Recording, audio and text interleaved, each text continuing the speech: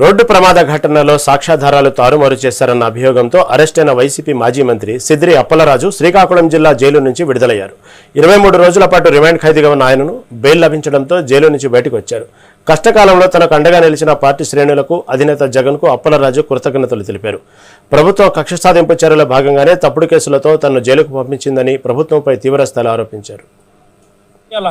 పిల్లలపైన కక్ష సాధింప, కుటుంబాలపైన కక్ష సాధింపని గొంతెత్తి మాట్లాడడం చాలా బాగా అనిపించింది నాకు.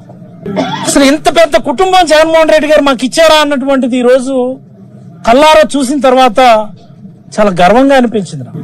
ఒక్క మాట చెప్పదలుచుకున్నాను. నేను గత నెల రోజులుగా అనేకమైనటువంటి డిస్కషన్స్ మేబీ నేను జైల్లో ఉండి చూడలేకపోవచ్చు. రకరకాల మార్గాల్లో ములాఖత్కు వచ్చిన వాళ్ళు ఇంకోటి వాళ్ళందరూ కూడా తెలియజేస్తా ఉంటారు. దీనిపైన పెద్ద ఎత్తున చర్చ జరుగుతుంది. దీనిపైన అన్ని వర్గాల ప్రజలు మాట్లాడుతున్నారు. ముఖ్యంగా మత్స్యకార సామాజిక వర్గం బగ్గుమంటుంది. అన్ని దగ్గర కూడా నిరసన కార్యక్రమాలు చేస్తున్నారు.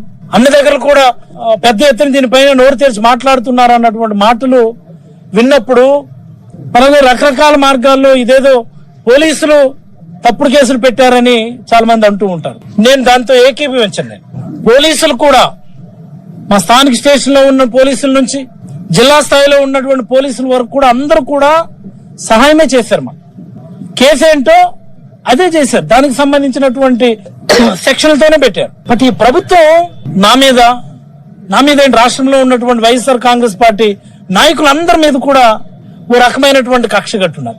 అభద్రతా భావం వల్ల వచ్చినటువంటి కక్ష అది.